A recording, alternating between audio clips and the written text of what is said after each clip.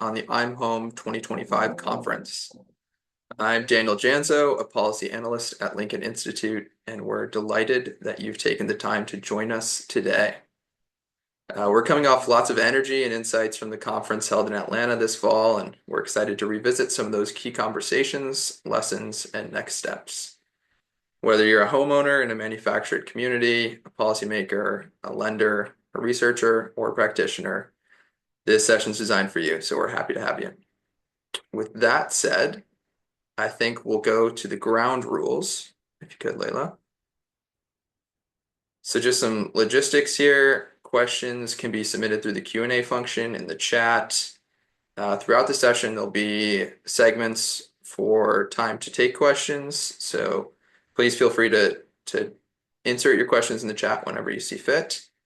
And of course, this webinar is being recorded and will be available within 48 hours on our event homepage. Great.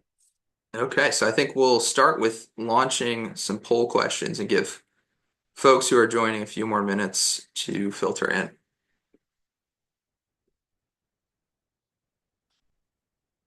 We have a couple of poll questions for you today to get some background on your role and affiliation with I'm Home and elsewhere, and what you're most interested in learning from this webinar.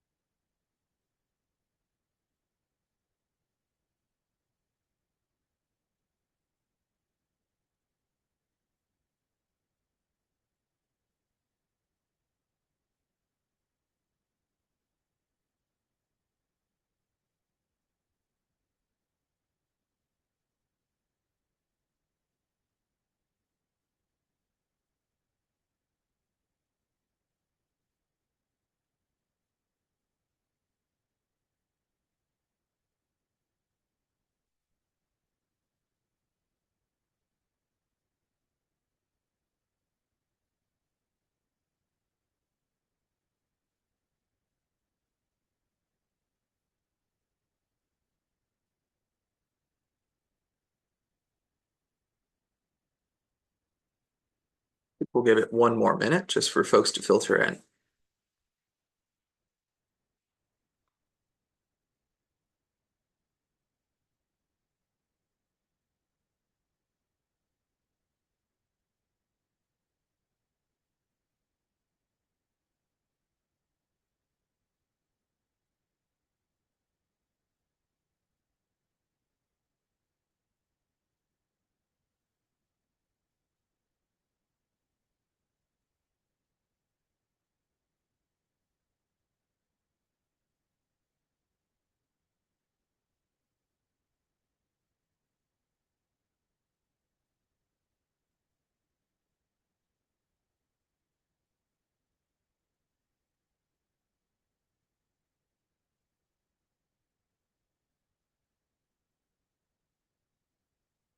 Okay, great. I think, Layla, if you could share the results, we could see a little bit about everyone joining us today. Great, quite a wide range of affiliations. This is really exciting. Okay, hosts and panelists, these are the folks on the call. And everyone's interested in everything, so that's great too. Perfect. Okay. So this webinar will aim to unpack several of the 2025 conference's most talked about themes, including the Involving State Policy Playbook for Manufactured Housing, Lessons from Communities and Practitioners, and a Forward Path for Residents and Land Use Reform. We'll feature a series of fireside chat style conversations with leaders across the I'm Home network, giving both policy insight and very practical takeaways. And we hope that the conversations today will outline how we are thinking about manufactured and modular housing, which we see as both critical components to the nation's affordable housing strategy. Yet, of course, as you all know, regulatory barriers, land use challenges, and scaling issues remain. With all that said, I think we can probably dive in. And I'll hand things over to start to David Sanchez at Rock USA and Ryan Sears from Neighborhood Partnership Housing Services to start our conversation on the state policy playbook. Thanks all for being here, and I hope you find this session informative and energizing for your work ahead. Go on, David. Excellent. Well, thank you so much, Daniel. And thank you to all of you for being here today to talk about uh, you know, the 2025 conference hosted by I'm Home and to revisit and explore a little further some of the themes that were talked about there. I had the pleasure of hosting at the I'm Home conference a panel focused on state policy and specifically focused on what Daniel referred to, what we're calling the state policy playbook. And that is a document that is forthcoming from I'm Home. At the conference, we did distribute a preview of the policies, and I'm going to give you also a little bit of a preview of the policies momentarily. This is a document that's being written by the I'm Home Advisory Committee, which my organization is grateful to be a part of, and it helps. I guess what I would say is, it takes really a comprehensive view on, what are the steps that state policymakers can do to fully realize the promise of manufactured housing in solving their affordable housing challenges. And I think we are now at a place in America where the affordable housing shortage is everywhere. It's no longer a coastal issue or a city issue, and states and local policymakers are increasingly looking to manufactured housing as a means of addressing those problems. And so that is the motivation behind the playbook. I'm David Sanchez. I am the SVP for National Strategy at Rock USA. For those of you who don't know, we are a national nonprofit that's dedicated to the affordable housing market, and particularly what we do is we help residents who live in manufactured housing communities buy the land beneath their units as a cooperative, and then the cooperative owns and operates the manufactured housing community. And it's an important tool for preserving affordability of the manufactured housing we already have, most of which, or a really considerable amount of which, is located in land lease manufactured housing communities. Today, I am joined by Ryan Sears, who was my co-panelist at the I'm Home conference. Ryan is the head of policy and research at NPHS, which is a really phenomenal and innovative organization out of Southern California. And they are they are fully embracing and leading the way on using manufactured housing and modular housing to meet the affordable housing challenges across California and especially in Southern California. Ryan, before I jump into the playbook, is there anything else that you want to add? Um, I'll just say if you want to see some of the work we've done, you can look at the background behind me and you'll see some of the homes, particularly MH and in this corner modular, that we've been able to put on permanent foundations and get folks into their new home ownership opportunities with. Excellent. Thank you, Ryan. Thank you, Ryan. All right, so I'm going to share my screen and just give a quick overview of the state policy playbook. As we looked at, what are the strategies that states can be embracing in order to more fully leverage manufactured housing and solve their affordable housing challenges, the I'm Home Advisory Committee has broken down the policies that we plan to highlight in this paper into three buckets. The first bucket is really about using manufactured housing in more places and in more ways in order to expand affordable housing supply. The there are a couple different ways to do this, and some of this won't be surprising to the folks who are on this call. The first strategy that we're calling out is really looking at reforming landing and zone use policies for manufactured homes. I don't think it'll be a surprise to folks on this call that zoning and land use policies are a really, really critical barrier to using manufactured housing in more places. We'll talk with Ryan, who has a little more on the ground experience, but this is something that comes up all the time in NPHS's work in California. The second strategy is replacing substandard manufactured housing units with new and efficient units. A lot of the manufactured housing stock in this country is quite old. Some of it was built before the HUD code was even established in 1976. A lot of these homes, not only do they struggle with deferred maintenance, but also, they can be quite inefficient from an energy use perspective. And while there are important programs and policy initiatives that help to weatherize and maintain these homes, we also do think an important strategy is replacing the housing that can't be repaired with new energy efficient manufactured housing units. And then third up, states are also able to help lead the way in terms of making this work happen, providing financing and other supports to help the developers that are innovating with manufactured homes do their work, whether it's acquisition financing or, perhaps even a more creative financing tool. State HFAs and other entities are stepping up to help fill the financing gap. The second set of policies that are going to be highlighted in the state policy playbook have to do with improving home financing options.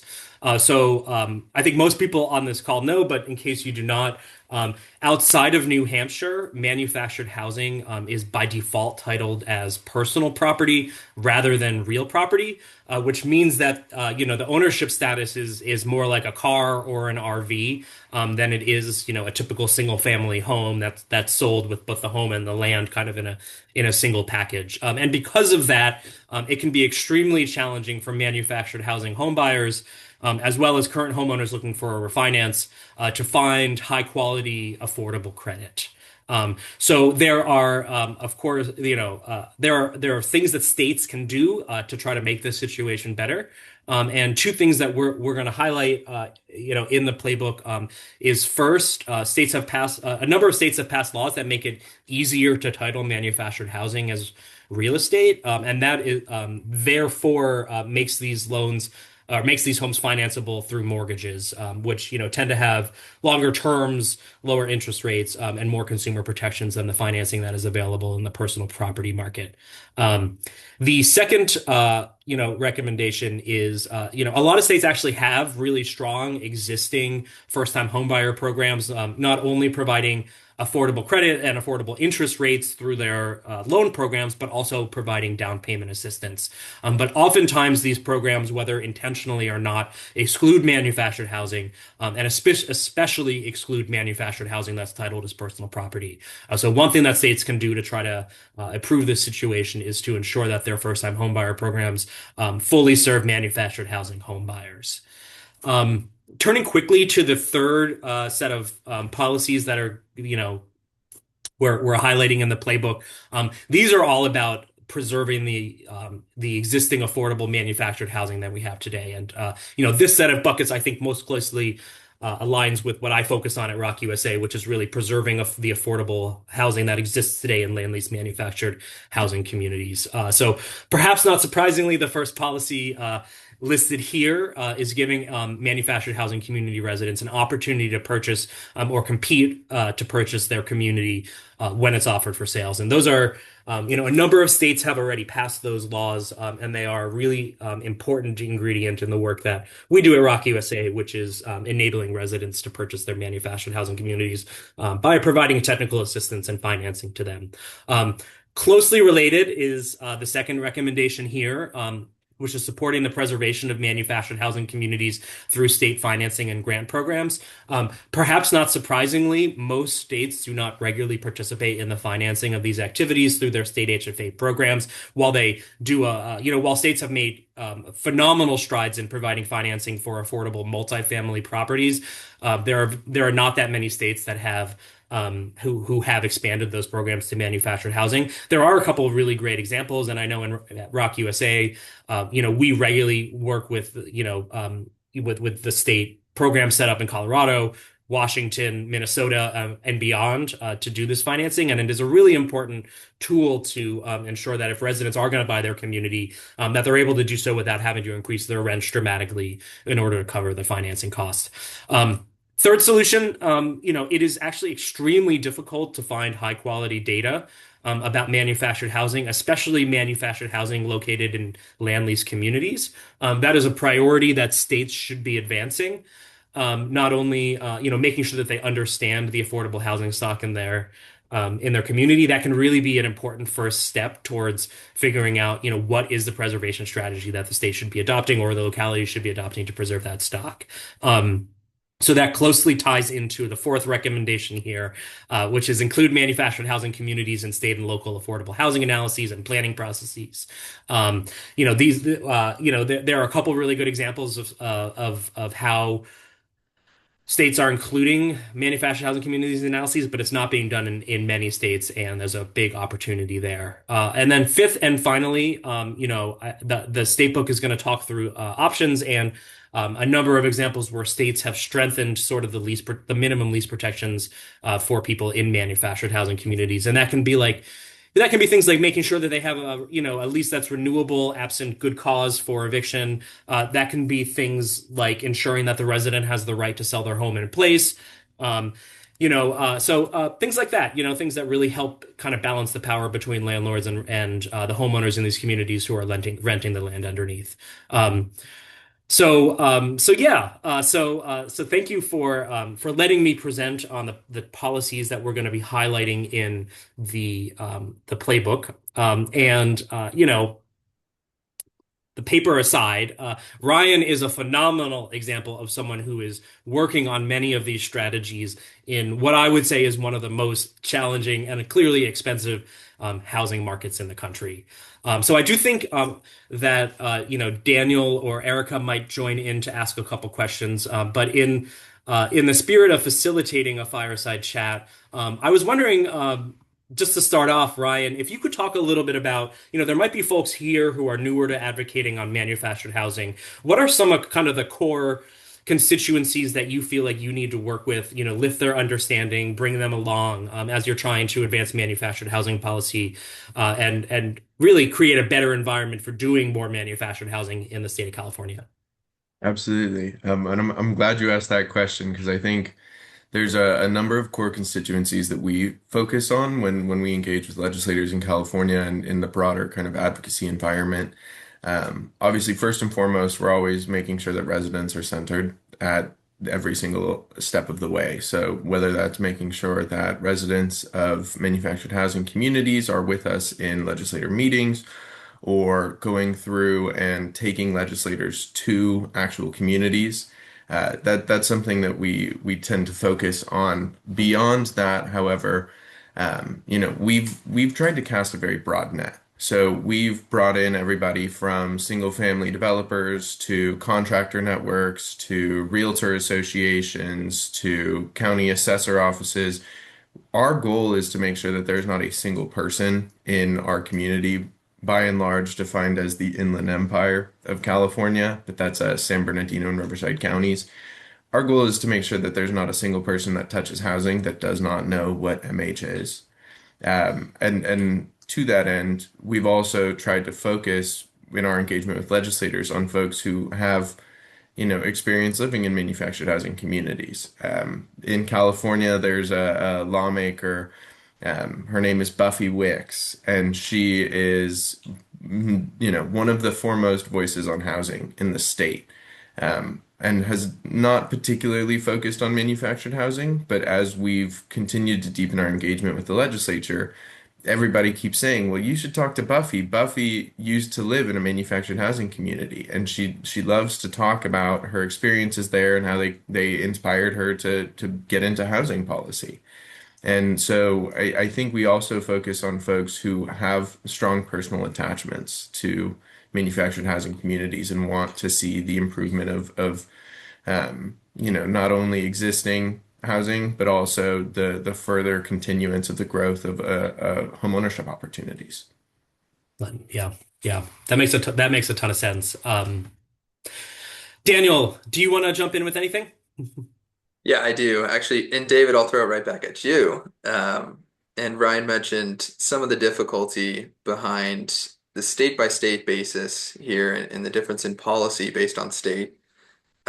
Forming resident-owned cooperatives who purchase their manufactured home communities, you mentioned, is a super important tool in preserving this critical affordable housing stock. So I'm curious if you can talk more through some of the examples of how states are making this work easier and anything else you might want to add. Yeah, absolutely. Thank you for that question, Daniel. And I'm really excited to talk about the work that I'm part of here at Rock USA. A number of states have done really promising, have taken really promising legislative actions to make it easier for residents to form, rocks and purchase their communities. And there are always a small subset of manufactured housing community owners who, are willing as they're exiting the business or shrinking their portfolio. Um, they're willing to sell the community to the residents, and we are grateful for those people, and they're a huge part of how we do our business. A number of states have taken it a step further, and they've passed laws that are they can be a little bit stronger in terms of creating more like a right of first refusal, or they could be a little bit less strong in terms of creating more like an opportunity to compete. But essentially, these laws give manufactured housing community residents, when the owner of their community has accepted a third party sale offer. So when they're planning to sell the community to someone else. Essentially, these laws give the residents a notice of that, and it gives them information about the sales price and the terms, and it gives them an opportunity to make an offer. So if they're able to pull together financing and pull together enough folks in the community to come together who want to own that community.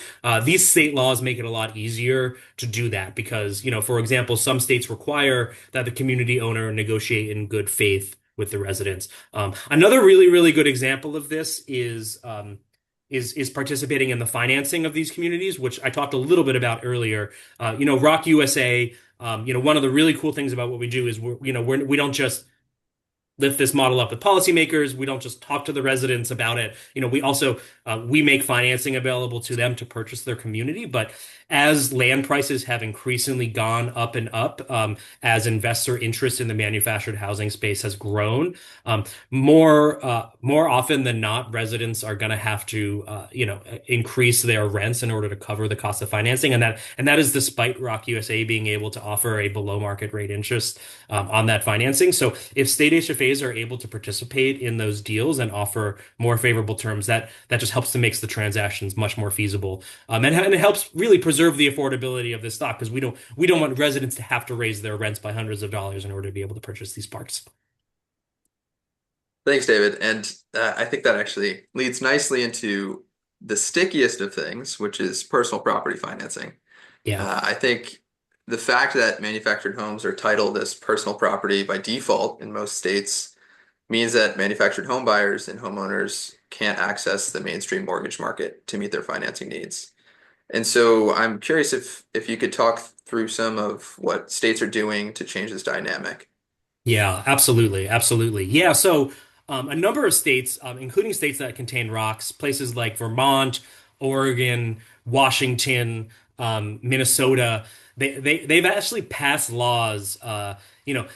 I would say that, kind of the personal property manufactured housing titling segment of state law is not really like it doesn't always get that much attention. It's a little bit of a backwater, kind of forgotten. A number of states have tried to change that dynamic by updating their laws about the titling of manufactured housing. And that can include not only, ensuring that the DMVs that cover these titles do a better job, but also creating a firm, workable process to convert title to real estate. And that is kind of a necessary but not sufficient step in order to make sure that these homeowners can access better financing. There's also a lot of work that needs to be done to teach kind of the mortgage ecosystem about what does it mean to make a loan in a manufactured housing community. I think the typical mortgage lender sees the fact that this is on leased land, and they have a lot of worries. But in fact, in rocks and in other places where people have more security of land tenure, that helps deal with some of the situations. Also, if it is titled as real estate, that also helps protect the mortgage lender in the event that there is a default and they need to reclaim the collateral. So a lot of it is also education, making sure that the stakeholders across the mortgage ecosystem, which includes people like title insurers, they don't, they need to be brought along in order to be comfortable putting their money at risk in these lending transactions. But we're starting to see that dynamic develop in states outside of New Hampshire. And New Hampshire is where this has been primarily done as real estate. But, for example, we're working with Fannie Mae to try to expand their program into Vermont and Oregon. And, we've been working with, for example, the title industry there, just teaching them about something that they've never done before, even though right across the state border in New Hampshire, this is common practice. So it's a work in progress, but it's a really important, goal, I think, if we are ultimately going to make, manufactured housing kind of as high quality of a home ownership opportunity as, we at Rock USA want it to be. That's great. Thanks, David. Switching back to you, Ryan. I think one of the things that I found particularly interesting in the session in person was the topic of ADUs. And I know they're super hot right now in the housing world, but I'd love to hear more of what NPHS is doing around the ADU space and your examples. Absolutely. And for those on the call who are not aware, ADU is an accessory dwelling unit, sometimes referred to as a casita or a granny cottage. But they are basically smaller single family or single person units that are typically co-located on a single family lot. And so NPHS, my organization, has been working to promote manufactured housing, particularly manufactured ADUs, as a nice form of gentle density. I always say that in California, you have to talk about any changes to single family neighborhoods in the gentlest of terms. So that is what manufactured ADUs are. The state has seen a lot of streamlining when it comes to promoting accessory dwelling unit development. And it's something that we've really tried to capitalize on. So to that end, we went and did a whole fundraising round. We're a community development financial institution. So we created a new loan product called ADU Go. And ADU Go is a loan product that basically is capable of financing a manufactured accessory dwelling unit on a permanent foundation within someone's lot. And those are we've tied it to utilizing manufactured housing. So we are not financing accessory dwelling units that are site built, where you tend to have runaway costs. And in California, for those who may know, we had a huge, contractor crisis where folks were taking money and leaving. And we've really been able to position manufactured ADUs as that security in a way that I think has really started to broaden the appeal. There's now been discussions about how we can use manufactured and modular ADUs in fire rebuilding in order to ensure that communities like the Palisades and Altadena have access to housing that also then can become revenue accretive for them. We've also been able to go in and really start working with the state to make sure that when they do streamlining laws, they are explicitly clear that manufactured units are to be treated the same as site built. And to offer a quick example, without naming a city so that I don't bother anybody, we've been working with a client now for about a year and have been trying to put in an accessory dwelling unit manufactured on permanent foundations in her yard. The city, subject to statewide streamlining, has for some reason decided that we need to stucco the entirety of the accessory dwelling unit, which is not allowed. And so because of that, we've actually, we've come to them with the fine print saying, nope, here's where it says in the law that you can't do this.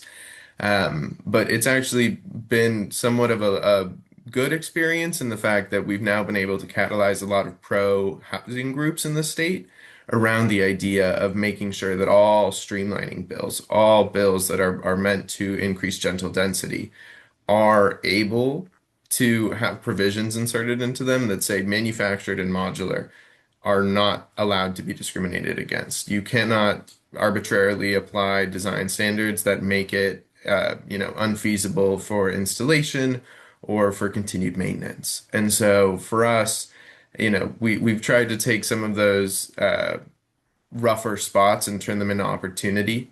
And I think that accessory dwelling units, especially in more suburban and urban contexts, are a really powerful area where manufactured units can really start to move the needle. And also, I think, if we're being completely honest, start to challenge that branding perception that I think is ingrained in a lot of the minds of local and state legislators, where they think mobile home, they think, I don't want that in somebody's backyard. And when we get to take them out and say, well, look, here is an accessory dwelling unit, it's manufactured, it's high quality, we go through and make all of ours wildfire prepared.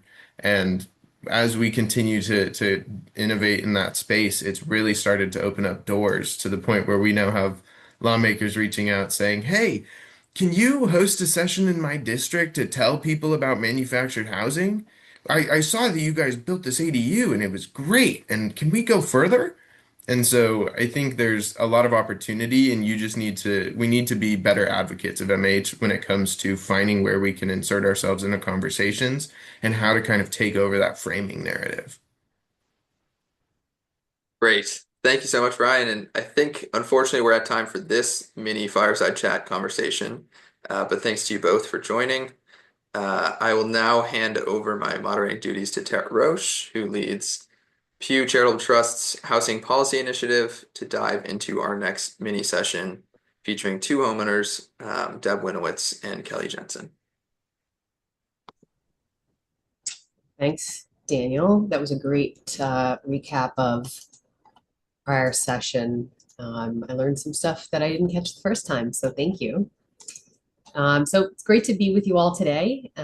Following some terrific sessions at I'm Home in September, really glad to do these shorter, brief takeaway sessions for folks that couldn't join us or others who just couldn't make that particular session.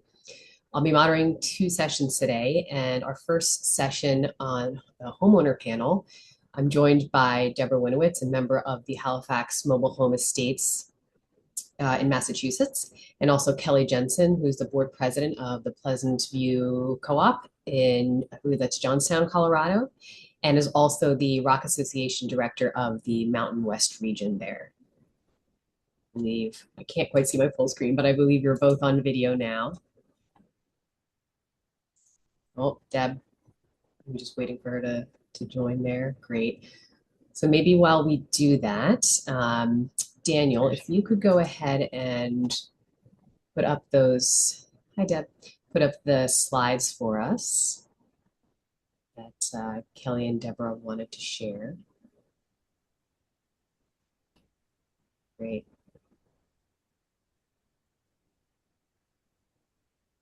Okay, thanks, Daniel. While he's loading those up, Deborah and Kelly, please say a quick hi and tell us a little bit about your home ownership experience, where you live, what your communities are like, to ground us in the conversation today. I'm Kelly Jensen. The first home you saw was mine, and I'm in Paradise Village in Johnstown. So we are a 40 home community, 76% Hispanic. We've been a Rock since 2022. So we're still getting the hang of this. Every year it comes out a little bit better. So I've lived in my home now for almost 29 years. I wouldn't trade it for anything. This is the best place to live. And that is my home that you're seeing right there. Yeah. And I'm Deb Winiewicz, and I'm from Halifax Estates in Halifax, Massachusetts. And we're actually the largest rock in the country. We're 430 homes. And what the picture that you're seeing now is we're very fortunate to have this community building. There is so many activities held there, suppers held there, dances, speakers, just to be able to get people together. And the downstairs of that building actually is a library, a workout room, a wood shop room, ping pong, and all of that. So we're very fortunate, and we do rent it out for private functions, which brings in a little bit of revenue. But we became resident owned in 2017, and I don't think you ever stop learning. I think you keep learning, you keep growing. It's a great experience. I wouldn't live anywhere else. Thank you both. Daniel, is there a couple of other photos there? Maybe Kelly and Deb can talk us through. That's my house. Oh, wonderful. Terrific. The other one you saw, that's Margaret Jones. She is the New England director, and that's her park there up in Camden, Maine. So she was part of the panel that was in Atlanta with us that talked about home ownership. This is beautiful, That's like Margaret's symbolic again. settings. Yeah. Wonderful. That's a great feature you have in your community, Deb, to be Yeah. able to bring people together and rent out the space. It's kind of neat to see the different characteristics and features of all the neighborhoods and communities. And that's Jeannie Wright's home. She is with Rock USA right now. She's a very fortunate person. She works on both sides. She is an owner of a home and also serves on the Rock USA right now. So that's her home. And can you talk at a high level, Kelly, we'll start with you. What is it that you want policymakers and the public broadly to take away from your experiences and these discussions? If you could summarize it in a few sentences, what would you want to tell people? I would like more help in getting things. Right now it's very hard for us to get any kind of loan on a home, especially now, especially with the prices going up. With the prices going up, people will only finance for a certain amount of money, and some of these now are getting so expensive they cannot be financed. They cannot be financed as a home. They're too much for a personal loan. And once you get the finance, if you can't get the financing, you can't get insurance. Well, insurance is getting in places that we can't get insurance. So if you don't have insurance, you can't get the financing anyway. So it's really a catch-22 right now, and it's making very hard to get people in these homes because you can't. There's always something holding you back. If it's not insurance, it's financing or vice versa. Loans for everything that we do for home improvements have got to be personal loans. We do not have home loans that we have access to.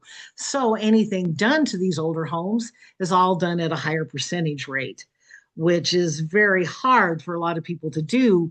You either pay cash for the project or you don't get it done. Thanks for those reflections, Kelly. We're going to dig into a few of those pieces in the next couple of questions. And Deb, how about you? What are some things that you would, at a high level, want to kind of let policymakers or the public know, things you'd want to underscore for them if you had a few minutes to catch their attention? Yeah, I think it's the same issues. The costs of trying to get a loan or a mortgage is just out of sight, especially here, south of Boston. Insurance is getting to be a very sad and troubling issue. Last week, my community held a meeting with our state rep, and we invited other communities in the area about the insurance issue. And we heard from people, they're making choices. Do they buy their medicine or do they pay the doubled and tripled cost of their insurance? Well, they're doing without insurance. And in a manufactured home, especially here in New England, it only takes one large tree in a storm and you don't have a home. So it's frightening for people. Yeah, it's worrisome. But it's also an issue, we've talked about it often in the Rock Association, which is a national organization. It's not something we can really do nationally. I think Kelly would agree. It has to be state by state because there are just so many differences. And even titling. I would love to see titling, but here in Massachusetts, I think it would have to be done a little bit different because we pay a tax in lieu of excise tax, which is only $12 a month. So we only pay $144 a year. If that were to change to real property, you're asking people who are not looking for a mortgage, who own their homes outright, to be taxed at $2,000 or $3,000 a year. So and that, again, is Massachusetts, maybe other states too, but it's something I think groups need to work on state by state. That's a great point. What is it that the federal government or agencies can do, and where they can't step in, and where states really need to be modernizing policies and focusing on more parity between site-built and manufactured housing. So there's more equity there. I think that's a great point to underscore. I want to dig into these points on insurance a little bit more, because it came up, in the session, of course, and when we were chatting about this recap, what are some of the main things we wanted to summarize for folks. And this is one of them. And you both shared a couple of anecdotes about challenges with insurance rates. Deb, you mentioned it takes one disaster, and then you're sort of having to make these trade-offs between, am I paying my higher insurance rates or food and medicine costs? And I think, Kelly, in the recap, you might have talked about, when I asked if there were opportunities to reduce costs, you said, no, you can bundle, but it really doesn't do anything. And beyond that, there's no opportunity for us to reduce our rates. There's not very many people offering insurance, many companies. Anyway, I just wanted to lift up a couple of other problems you'd flagged for me. Kelly, anything else you'd want to highlight for folks specifically on insurance? Well, one thing you did mention about the only company that will insure is Foremost, and they're pulling out of so many states now, it's making it very difficult to get insurance. A lot of the older homes, if you're pre-HUD, they don't even want to insure you at all. So we're telling our people, well, if you can't insure your home, at least get some kind of renter's insurance so you can insure your personal property. Because if they don't do that, if we have a fire through here, they lose everything. They can't get anything back. And right now, the whole state of Colorado is considered a wildfire zone. So all of our insurance went up, not just a little bit. It went up like $200 and $300. Some people for a year, sometimes in a month, and they're outpricing it. We just can't afford it. I was lucky. I had mine redone, and I got a better rate with more advantages to it, but that doesn't happen too often. I don't know why I lucked out, but I did. I'm not going to say it was a bad thing, because for me it did help, but it should be that way for everyone, not just a few. Terrific. And we have a few minutes left before we turn to Q&A. And thanks for those important reflections. Something else that came up as an issue to highlight is around appraisal and equity. Of course, all of this is finance related. Building off this first recap panel, I think this is always an area of deep interest and concern for folks. And you both had talked about challenges with appraisal, how homes are valued. So can you talk a little bit about that process and some of the challenges that you've experienced or that you've seen with some of your friends, family members, and others in your communities who are struggling with trying to either extract equity or to repair homes? Tell me a little bit about what's going on there. And Deborah, let's start with you. Yeah, we are hearing a lot about that. Right here in my own community, I mean, it was built in the early 70s. The homes were older.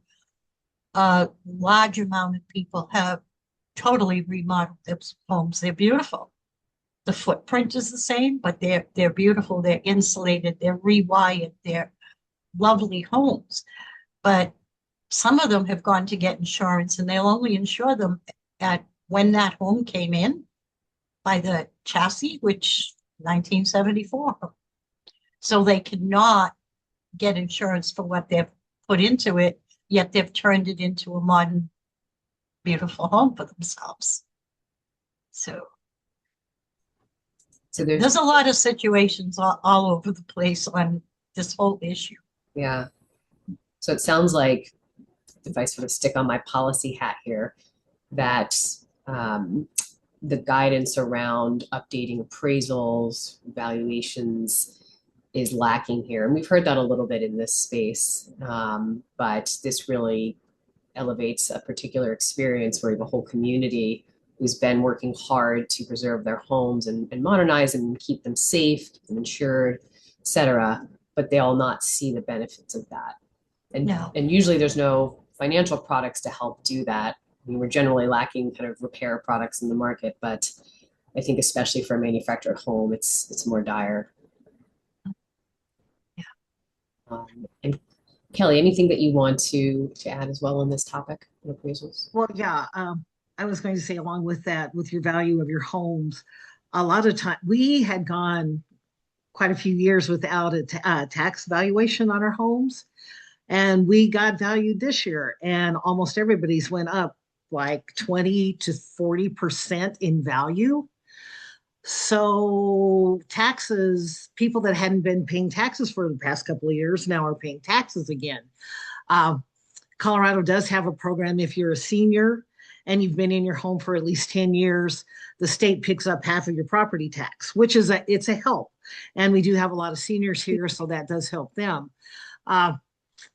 But it's just, there's so many, every time you turn around, somebody's raising a cost. We're getting to the point where we cannot be affordable housing with all these costs coming in. And that's what's really concerning. Yeah, absolutely it is. Deb, I wanted you to share one more point about solar power that you brought up in our prior chat before we joined here. Can you talk a little bit about that? Sure. 5 or 6 years ago, we had a resident, we had asked people for ideas on how we could bring in revenue or cut costs. And we had a resident suggest, could we look into solar for the building that you saw, the clubhouse building? And we did, and it happened to work out. So that building is now solar powered, but we also have 4 homes that are solar powered. The roofs have to be able to support it, and these homes had been remodeled and they could support it. So we do now have 4. I'd love to put an array up somewhere and power the whole park, but we just don't have the land. Future project. This really struck me because it's something you said when we were chatting was that is the strength of a site-built roof. And yet that's not recognized in appraisal when it's valued because it has to hold up solar power panels. Yes. And I thought that was so striking because again, the kind of policies still lag behind all of the construction updating, the kind of modernizing of materials, weatherizing, energy efficiency.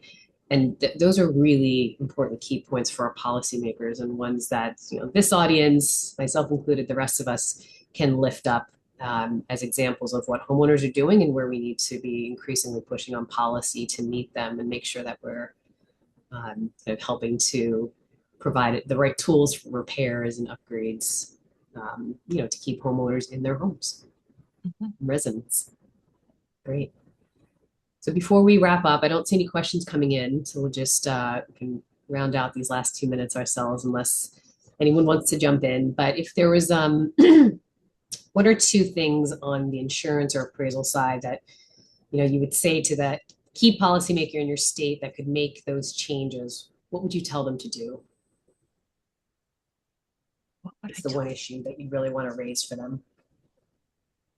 I think it would be to see manufactured homes, probably for the first thing, as a home. They're not movable. They're not going anywhere. To treat them as a home. I would really like to see here in Massachusetts to pass a law like Maine did. In Massachusetts, if you own acreage of land, you can't bring in a manufactured home. I think you should be able to. It's affordable housing. It gives people a chance to own their home. I think a lot of changes need to be made. We work every day to get rid of the stigma of mobile home communities, manufactured home communities, but it still exists. We need to do more of that, I think. To legislators and policymakers. I think they need to realize too that these are our homes. It's not a trailer. It is a home. And the newer homes, they're big, they're built to very strict regulations. I mean, I've got 12 2 by 12 joists underneath my home. Most homes, stick-built homes don't have that. I've got more support in my roof. I've got walls that are sturdy. It had to be because it was moved to get here. And they still say, well, we can't put in granite countertops in your home because your floors won't hold it. Yeah, they will. We can't put in different windows because the walls won't support it. Yeah, they will. I've got 2 by 6 walls. And it's just this, it doesn't match up with what the rules and regulations are. These are homes and they're livable homes, and they need to be treated as such. They're not trailers. Yep, absolutely great points. And I think also seeing is believing. And so having you here Yes. to elevate these experiences and show us what the homes and the communities look like, how strong they are, how well made they are, what you can do to modernize and repair, and also what this network does broadly in bringing policymakers, to these homes and increasingly showing them what these look like, I think will help continue to destigmatize and move those policies forward. So I thank you both for being here today and recapping with us such critical experiences that we want to elevate for the public and for lawmakers. So thank you. And we're going to switch to our next panel.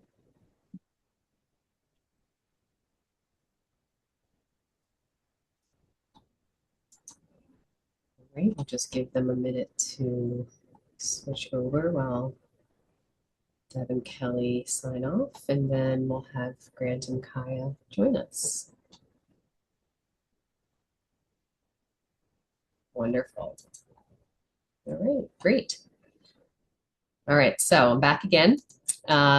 Two wonderful new faces joining us. We have Grant Beck, who's the VP of Strategic Partnerships for Next Step Network, as well as Kahya Fox, who's the Executive Director of Habitat for Humanity of the Greater La Crosse region. And Grant and Kahya were on our community developer panel to discuss their experiences and insights in building across a range of environments. And they are each going to talk a little bit about the unique challenges and opportunities that they see in this space. So Grant and Kahya, thank you both for rejoining again today. Good morning, everybody. Yeah, good morning, folks. Could you each just take a second and tell us a little bit about what each organization does? Kahya, let's start with you. So my name is Kahya Fox, and I am the Executive Director at Habitat for Humanity of the Greater La Crosse region. We are an affiliate of Habitat for Humanity International, and so we serve 4 counties in the state of Wisconsin and also 1 county in the state of Minnesota, doing a variety of different programs centered around safe and affordable access to housing. And so we are a licensed manufactured housing dealer in the state of Wisconsin. So purchase homes factory direct and use that to create affordable housing developments in our service area. Yes, and I'm Grant Beck with Next Step Network. So we are a national nonprofit organization with a mission to expand affordable home ownership opportunities, leveraging modern manufactured homes. So some of our lines of business include working in the policy space to remove barriers to doing more development projects with manufactured homes all across the country, making sure that home buyers and future home buyers are educated and have access to the resources they need to be mortgage-ready home buyers. And then, of course, working with folks like Kahya, who are doing place-based community development work all across the country, placing high-quality and efficient manufactured homes. Terrific. 2 very key and critical organizations that are part of this industry and this network. Thanks again for being here. So I want to talk a little bit about kind of bias and perspectives, a little bit we chatted about on the previous panel around homeowners. And Grant, let's start with you. When you're looking at development projects that include manufactured housing, what different factors or features do you see developers leaning into and local partners? What are they looking for? What are they interested in? Yeah, sure thing. Even kind of zooming out a little bit from the manufactured housing specific piece of that question, I think what you're seeing is that more and more housers and housing adjacent folks working across the country are recognizing that the status quo for housing simply isn't working. And this really plays out. There's multitudes of data that show this is happening in communities all across the country, whether rural, urban, or suburban. Um, and so there is a greater willingness to explore new and innovative opportunities, I think, particularly on the affordable homeownership side of this equation, to see if they can't get more residents of their communities that they serve into affordable homes. We're seeing folks who are teachers, firefighters, first responders, kind of that 80 to 120% AMI, really the backbones of our communities are being squeezed out of the market, and they need the opportunity to be homeowners and to be invested in their communities as well. So kind of zooming in on more specifically on the manufactured housing piece of that conversation, and it was brought up in the previous panel that, stigma, negative perceptions continue to be a challenge in this space, and one that I think that both industry and advocates work very hard to try and overcome. I would specifically say that one of the best innovations and one of the things that we find folks leaning into as we have these conversations across the country are things like the new cross mod homes, which of course are HUD code homes that qualify for financing programs, mortgage financing programs available from Fannie Mae and Freddie Mac. And I think that, elevating that style of housing has really been a joint effort of industry advocates. And of course, really have to shout out the great work that both Fannie Mae and Freddie Mac have done in recent years in terms of developing those mortgage financing products. The other thing that we find most effective when kind of pitching the quality of today's manufactured homes is really the opportunity to get out and touch and feel projects and homes.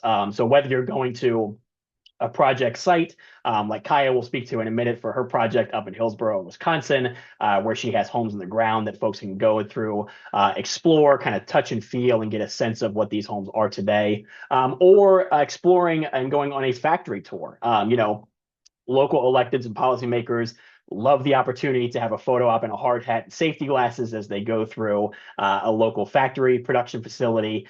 So those are some of the things that we find folks leaning into. Again, it's really this notion that what's being done isn't working, the status quo is broken, and we need new opportunities to get folks into more affordable, attainable home ownership. Thanks, Grant. Terrific. I really like all of the interesting pieces you're hitting on, and thanks for scaling back a little bit and talking more about affordable home ownership. I think that's an important point here, as this is a very important piece of that puzzle and housing class. Kai, I do want to hear about Hillsboro, but just before we dig in, could you just tell me a little bit about, kind of staying on this question of bias, in the early stages of exploring manufactured housing as a great solution to bring more supply to the market in that affordable range? Tell me about any resistance that you encountered internally or externally as you were considering manufactured homes. And then we'd love to hear a little bit more about the Hillsboro work. Yeah, absolutely. That's a great question. And I think, sometimes pushback can come from places you least expect it. We were very fortunate at our affiliate that, our internally, so our staff and our board understood that we were hit with the same issues that everybody across the nation was when in regards to building homes. It was more expensive. And so we saw ourselves making a decision to either change how we were building homes or build less homes in our community. And so in a time of an affordable housing crisis, when, less and less people have access to safe and affordable housing, we did not want to do less. We wanted to find ways to do more. So it was really easy from a mission perspective to get the people intimately connected to the work that we're doing on board to look to factory built housing. I think it was externally when we started having conversations that we got more of the pushback that we weren't expecting. Obviously there's a lot of pushback from neighbors, and this is something that's kind of universal based on, some very preconceived notions about what factory built housing is, what manufactured home is. The term mobile home is thrown out a lot. And so what people have as far as the image in their head is far different than the actual product that's coming to their communities. But until that product gets there, you get that backlash. You get, there goes the neighborhood, there goes the property values. These are going to be cheap houses. They're going to fall apart. So you get all of that. And so, basically the only pushback that you can do is provide, as best you can, the pictures and the images and the videos of the homes prior to them coming, and then just kind of asking them to rest on your good name and reputation. Habitat is a well-beloved organization. Our organization is well respected, and saying, just trust us. We have never brought that type of housing to your community. We don't plan on doing that now. We've done a ton of research. These are all the things that we've done. These are all the partners that we have. And then once the houses are there, they kind of tell their own story, that people can go in and touch and see the high quality homes that they actually are. I think one of the things that was the most surprising was the pushback from other affordable housing developers. So other Habitat affiliates, other nonprofit organizations that also really tightly held on to those preconceived ideas of what factory built housing was.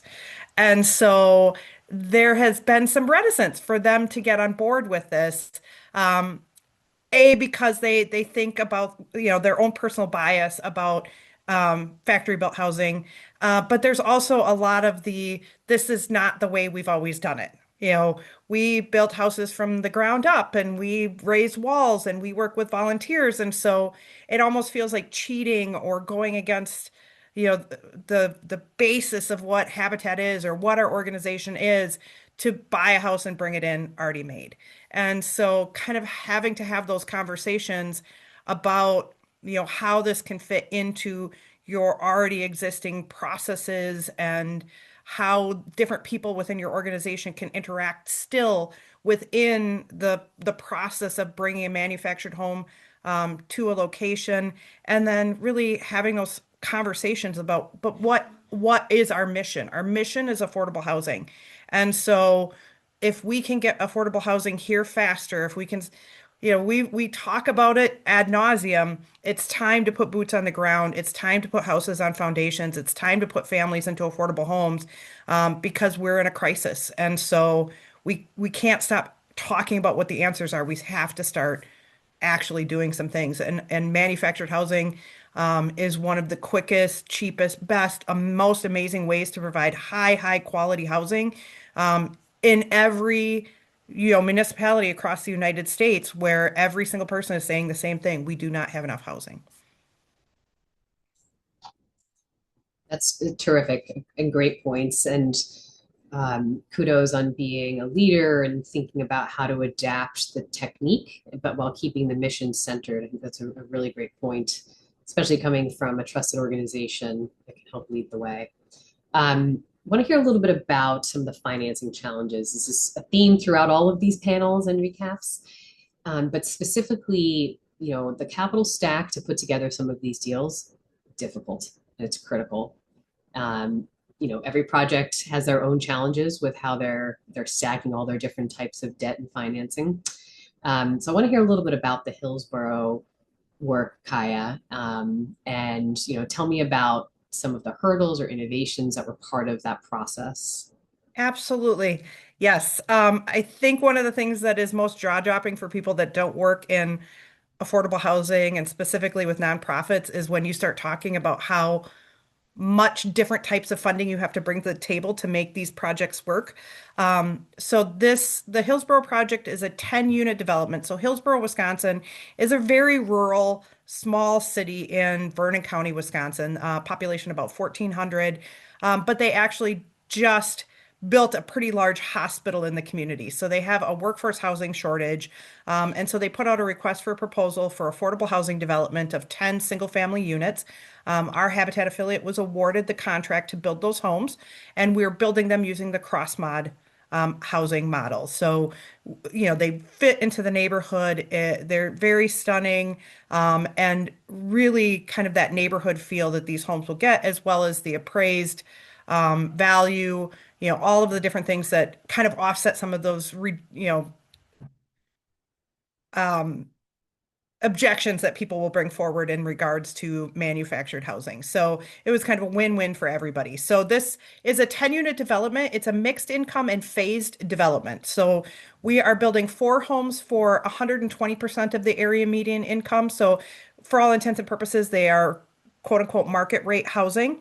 3 of the units are going to be for low income first time home buyers, but the financing is going to go through the general market. And so those are under 80% of the county median income. And then the last 3 are traditional Habitat homeowners, where they get a very reduced interest rate mortgage. They do the sweat equity piece, and they are under 60% of the area median income. And so there is down payment assistance and subsidy and support to help them at all of those different income levels get into housing that is attainable, affordable, starter homes, workforce housing, all those really great things that Hillsborough desperately needed, and we're going to be able to provide through a variety of different income levels. And so this phase development means we build houses, we sell houses. The sale of those houses helps us do the next phase of development. Still not enough. So we were very fortunate to get $1 million in a reduced interest loan through Habitat for Humanity International, their Habitat Capital arm. That helped us buy, the things that we needed to do to get the first 4 homes started. We're also have received tax incremental financing dollars from the city of Hillsborough as part of the TID that the development is happening in. We've received affordable housing program funding through the Federal Home Loan Bank of Chicago. We've received Community Housing Development Organization funding through the state of Wisconsin. So CHODO is home funds. We also will be getting down payment assistance through CDBG and some additional home dollars. We received Public Service Commission funding from the state of Wisconsin to put solar and solar backups on all 10 of the homes.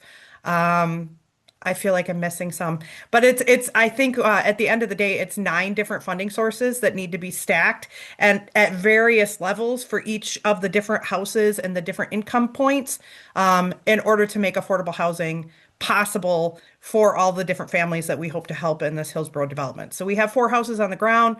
They're done, they're listed. So we're hoping that we can sell those, and then move to the next phase very quickly.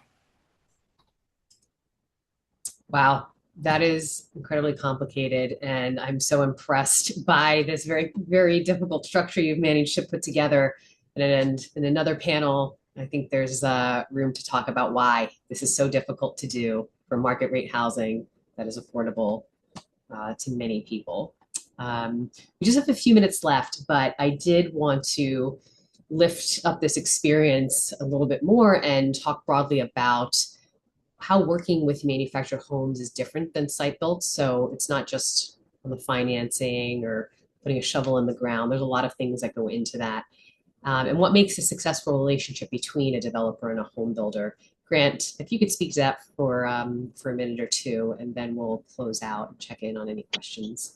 Yeah, sure thing. I think that doing development with manufactured homes, and Kahya can speak to this even more eloquently than I can, is certainly not a one-to-one comparison doing traditional site-built housing, right? And of course, I think an important prerequisite for any folks that are interested in getting into this space is having that experience as a traditional site-built housing developer, right? Because certainly there are a lot of translatable skills there. But, I think one of the most important things about developing with manufactured homes is having a good and transparent relationship with your home building partner.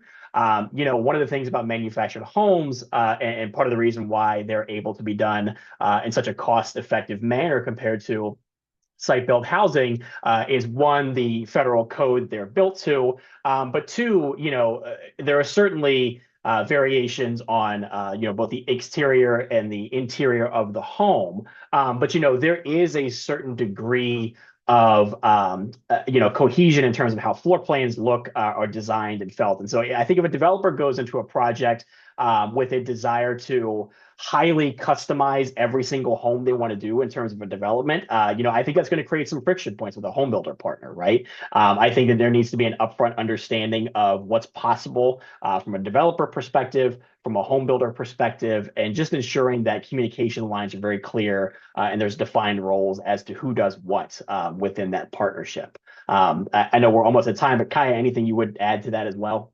I would agree with everything that Grant says. I think the other thing too to think about is that, part of the piece of how these homes are affordable housing, how they're attainable homes is because they come ready made. And so the more that you want to adjust or work with the builder on how these homes are constructed, the less affordable they become. And so, understanding that's part of the beauty of factory built housing is the pre-existing floor plans and you don't have to really think about a whole lot. But the more that you want to do and adjust things, the less affordable it becomes. And you have to ask that question, what's more important, where the pantry goes, or that this is truly a home that can be affordable for families in our communities. And so we think about that all the time. The more that we put into it, it starts moving itself away from truly affordable housing, starter homes, attainable housing. And so that's what's the beauty of factory built housing. That's a great point, Kaya. That flexibility and like you can keep it affordable, leave it as is, it comes ready made. If people want to customize, that option is there too, if you're looking at a different price point. I'll stick in a shameless plug that we're hoping at Pew to gather more of these examples and case studies of using manufactured housing to create neighborhoods, subdivisions as infill, and lifting up more of these examples, hearing from others about your communities where this is being done well with local developers. We'd love to hear about that, kind of building off of the wonderful work at Hillsborough there. Well, thank you both for joining. Do check the Q&A box. There might be some questions in there for you that we didn't get to in our time together here. But thanks again for joining, and I believe I'm turning it back over to Daniel and Erica to close us out.